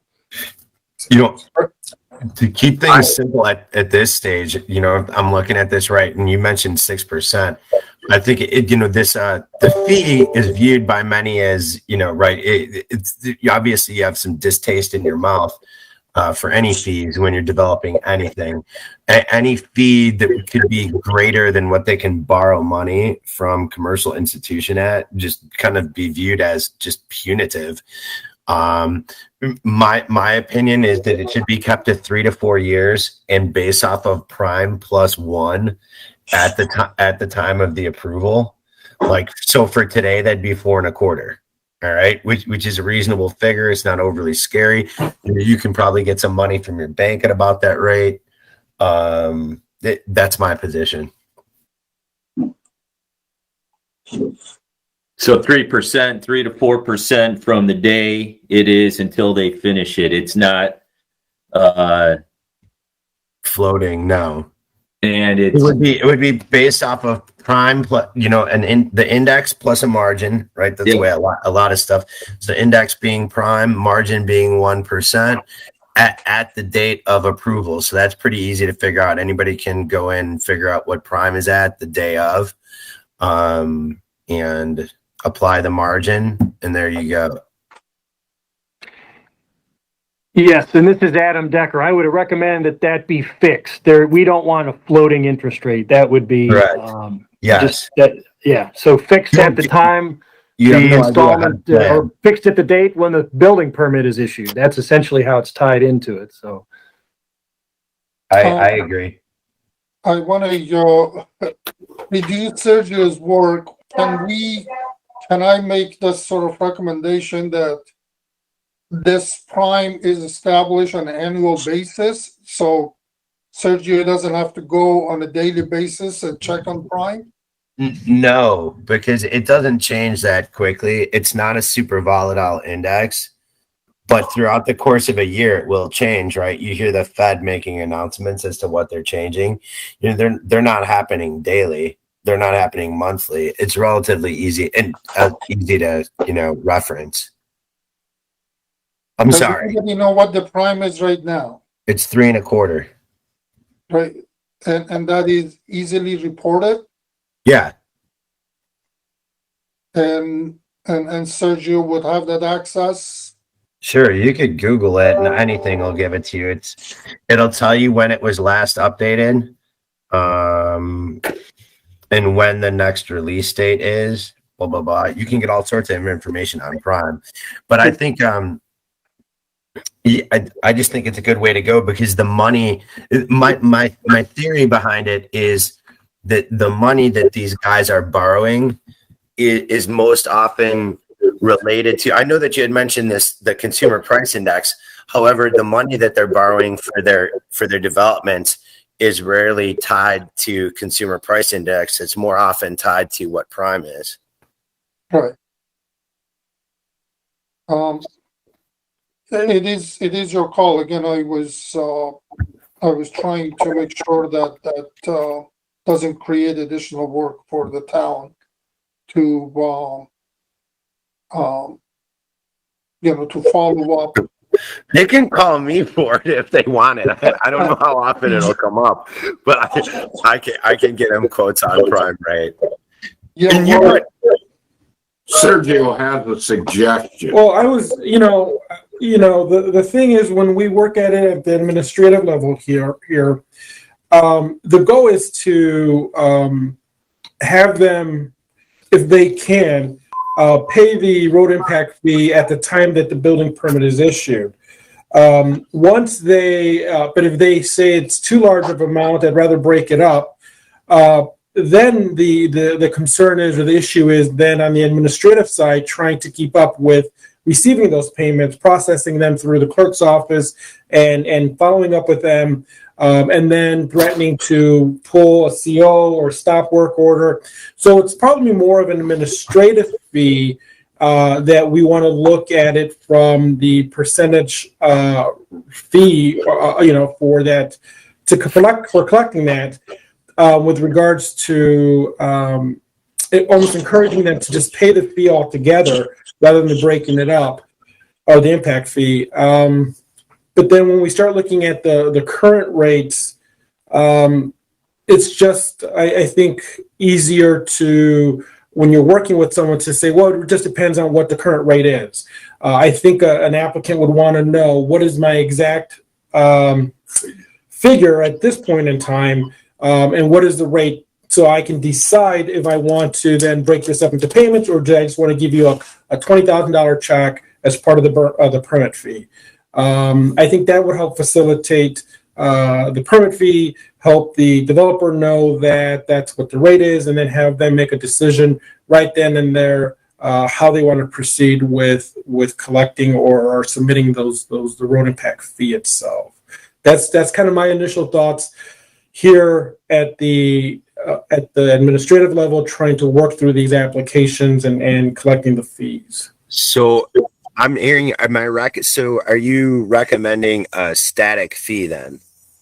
I think that's static rate. Best. Yeah, and if we want to, base it on, let's say the current the rate that's out there now, that's acceptable as well, in case they will feel like they want to finance the road impact fee portion of it, make it competitive, and we can revisit it in a year if needed, or 2 years if something happens significantly. But I think identifying it as a current flat rate, static rate, would help both parties in making that determination whether they want to submit the fee at one lump sum, or if they want to then break it up into two payments, or whatever the case is. We have two goals. I think you'll agree, and you're welcome to disagree, going forward. And one is, as Sergio keeps implying, and that is that they pay the fee up front. However, if they don't, we have to make it friendly enough that they don't object to it, and at the same time, we can get paid. I don't know anything else that moves with the economy that is not exceedingly volatile, such as prime. It's easily referenceable. Basically, most, like, everything you're borrowing anything off of. I mean, you get a line of credit to your business, a developer's line of credit. It's probably going to be based off of prime plus a margin. And that margin's probably going to be like 2. And I mean, I do have, I should probably state that I do have some background in banking. But a static rate, you can get beaten or look better, depending upon what's happening with the economy at any given time. Yeah, I think if we move forward with a static rate, that would be most beneficial on both ends, because if you're borrowing money to pay a fee, I think there's bigger issues going on. I agree with that. No, what I'm saying is so you're not having money out on your line, right? Because all these guys, most of them have some form of line. Most developers, unless they're super huge, and even those guys have lines of credit. All right, so you're constantly balancing whether you put the money here or you put the money there. If having the money out on your line makes no sense because you're going to be paying the same rate by not paying it, you may as well just pay it off. And that's what we're trying to promote, is get them to pay the fee right out of the gate, and then we're done with it. So I'm not excellent with rates and, interest in the future and what have you, but what type of dollar amounts are we looking at in interest versus how much would it cost for the town to actually process these payments, and what's the net difference between what we would be getting, or the town would be getting from the interest over time versus what it actually costs the town to process all that? Are we talking thousands of dollars? Are we talking tens or hundreds of dollars? And if it's a 4% fixed versus prime rate plus whatever margin, is the difference that much if we're looking at a 3 to 4 year time horizon? Let me just throw this one out. I think it's support of what you just said. For every single family home, because the rate is less than 5,000, any permit that is pulled, they have to pay it at 4%. On the residential side, unless they're building a 4-unit townhouse, that they will have to pay for the 4-unit all at once. For those, that would be one item that they could possibly start thinking about installment. And so that is for residential side. So I suspect that most of the installments will be applied by commercial developers. And if that is the case, in most cases, most probably will be significantly higher than the 5,000. And it may be beneficial to them. Somebody's got to pay $50,000 and to look at the $45,000 and do and sort of compare. If I want to get 50, and most of these are going to be construction loans anyway. If I want to get $45,000 in construction loan at 7% versus 4% of this, they probably say, okay, I'm going to do an installment. So it becomes and I know the town has been concerned from the day one about the impact of the fee on commercial uses. And so do we want to make it more painful for them or less painful? That would be, I think, some consideration for the board. And Tagi, you raised a good point. All of these developers are using some form of leverage. So it's not like these guys are just digging into a big pocket of cash, right? And the developers that are developing at the commercial level are generally experienced in some form of index that their money is based off of. Whereas if it's static, there'll be times that you'll be losing as a town. There'll be times that you'll be benefiting as a town. Whereas if you can just do something to say, hey, we're, prime plus one is probably superior to what some of these guys are getting from their bank. Right. So, hey, like, we're not necessarily punitive. We're sort of floating with what the economy is doing at that time anyways. Right. So you're going to pay it to them. You're going to pay it to us. You may as well just pay it to us. But if you're not paying it to us and you're going on an installment plan, you're going to be paying us about the same thing or something close to what you'd be paying anybody else for the money. Adam, is it possible to set the rate once a year? In other words, put into the agreement that the board makes or the terms that they make. Is it possible to say, you know, on December 31st, whatever the rate may be, then that's how the fees will be adjusted? But why Yeah. would we? Go ahead.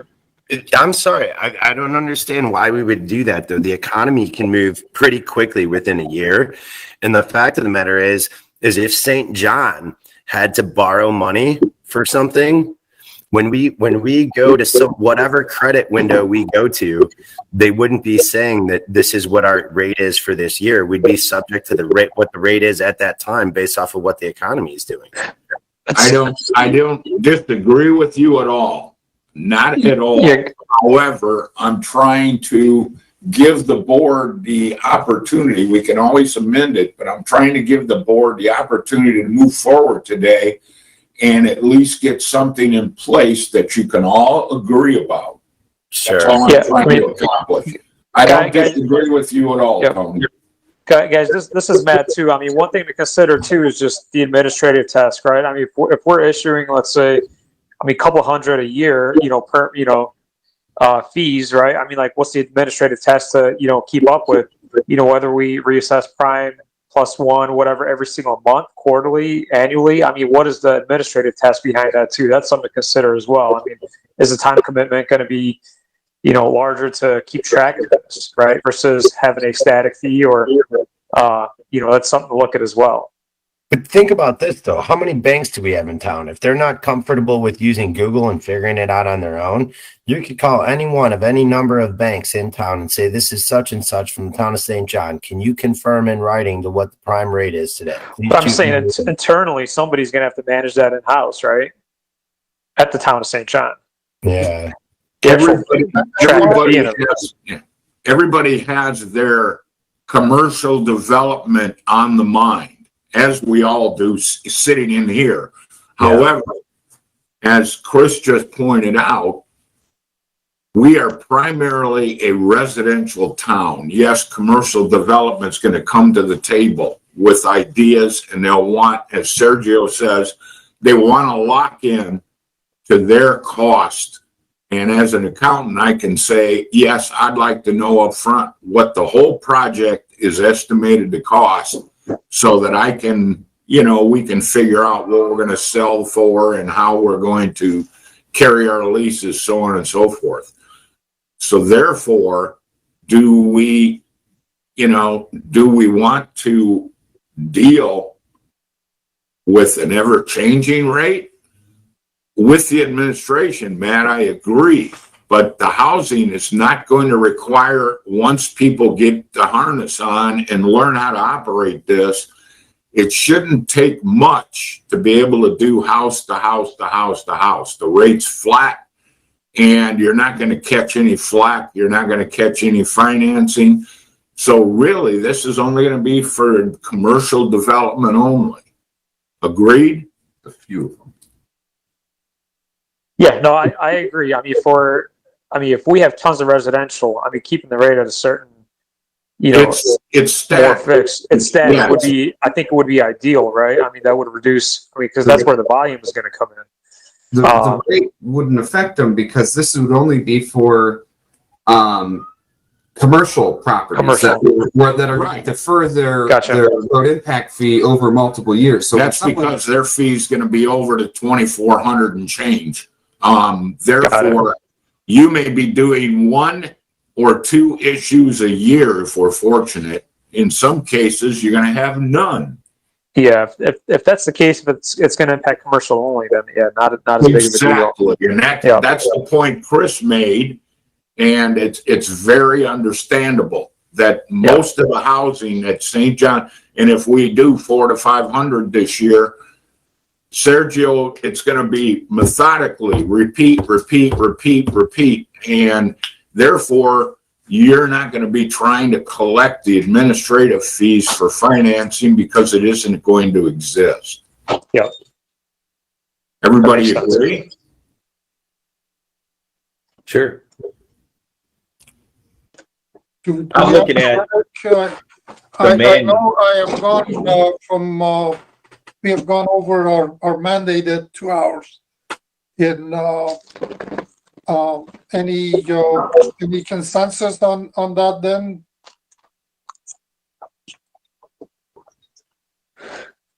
What did you suggest, Tagi? Well, I was asking if there is a consensus. I think if you're asking me what is my sort of understanding of all of these discussions, Sergio wants a fixed rate, and that rate could be a prime as of today, plus 1% or 2%, however the board wants, and that's a fixed rate for this year. And maybe January 1, the board can set up a new fixed rate. I agree that we ought to decide here and now, as required, decide on a general agreement that going forward until the end of this year, since we can amend it, I suggest that we vote, the board votes, and put something in place for the next 4 months. And that's basically all it's going to amount to until year end. At that time, we'll be able to digest what we can pick up from the other municipalities and get a feel for where we stand versus the other 4. Everybody agree with that?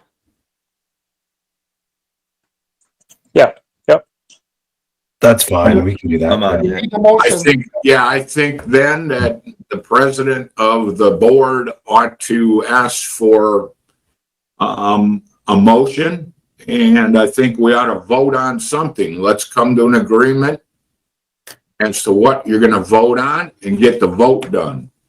And that will fulfill our legal requirements. Mr. President, you want to take over?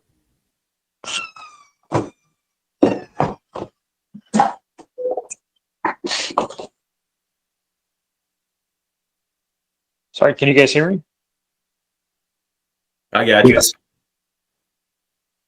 Now we can. Okay, great. Sorry about that. I mean, so I guess the two things are: do we keep prime plus 1 until the end of the year? Is that the thought?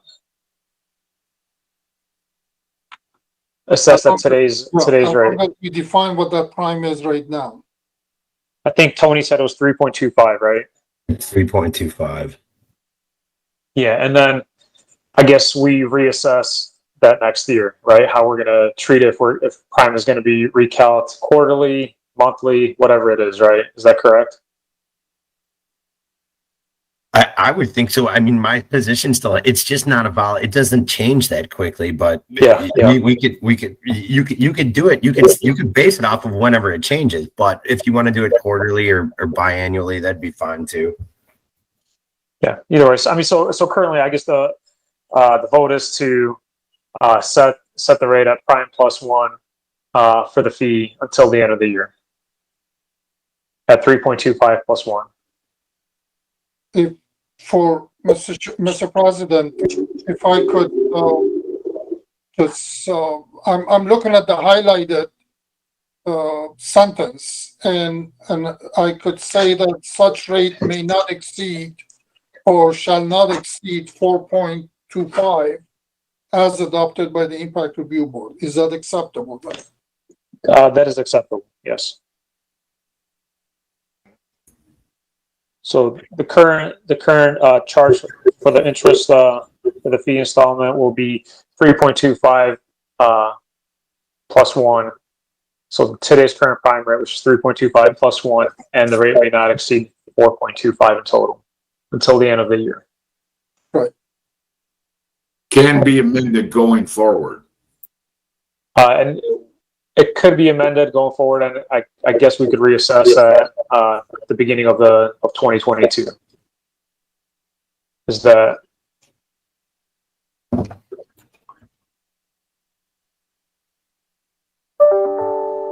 acceptable, and is that something we could vote on?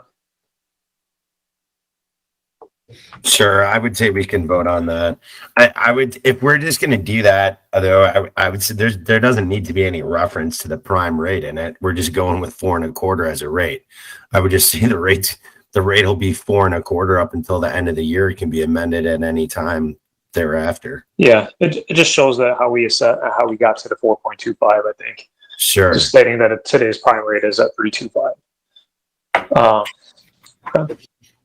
So I guess next step is just, do we take a vote on this? And do we?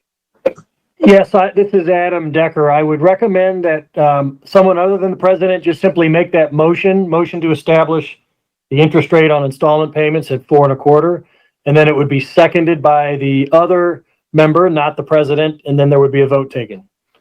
Sure, I'll make a motion to establish the interest rate at 4.25 till the end of the year, and for the board to be able to change that rate thereafter.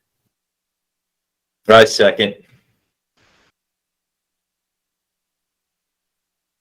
Okay, so we're good.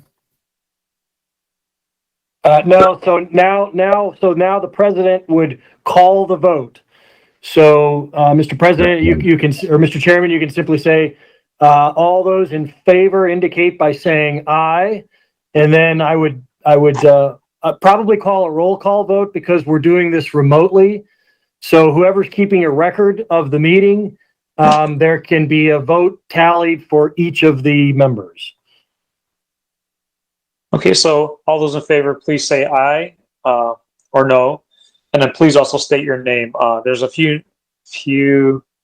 individuals on here that just called in with the number, so I don't see the individual's name. So if you could please state your name and say aye or no, and we'll just take the tally.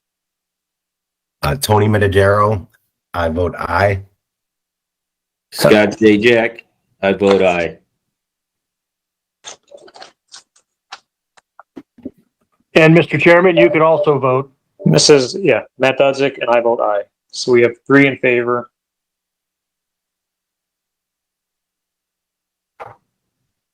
Of passing the motion. Correct. I will revise the manual and resubmit it as based on this motion.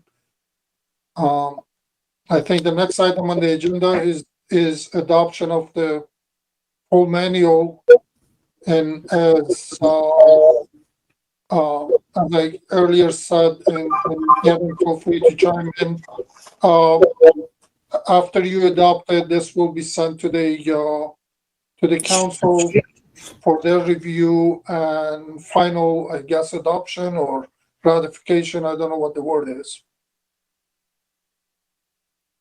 And the board still has the option to change certain parts or amend certain parts of the manual going forward. Tagi, is that correct? That is my understanding, yes. Adam, you agree? I'm sorry. What was the question? The fact that they adopt the manual as written currently, can it be amended going down the road, much like the fee structure? Yes. If so desired on the board's behalf. Yes, I believe it could. Yes. Okay, that gives us the flexibility we need going forward. So I would make a motion to accept the administrative manual with the understanding that amendments or changes can be made as deemed warranted by the review board.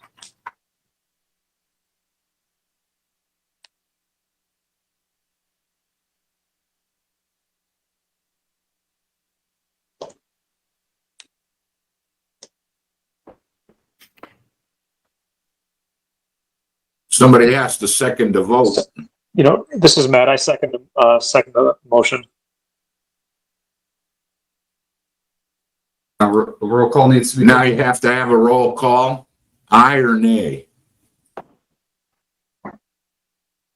Scott Zajac, aye.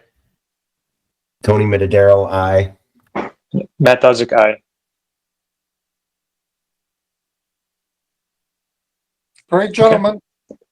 Thank you. Three in favor. All right. Very much. We are done. I'm gonna turn it back to Chris and, we are done. Thank you very much. Thank you, everyone.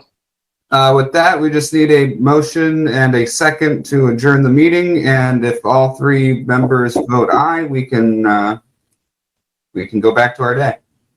I motion to adjourn this meeting. I second. Gentlemen, Everybody's excited the meeting. let's keep Can we vote on that? congratulations on doing a grand job. You guys have been real patient through this whole storm. However, we've done something beneficial for the town, which we appreciate, and you all should too, because it's your roads as well as mine. And at the same time, we still have the options to amend this, anything we've done, as we become more knowledgeable about what's involved and I get more information from the other municipalities that we're dealing with. Does everybody understand? Yes, I do. Yep. Yes. Thanks, gentlemen. Thank you.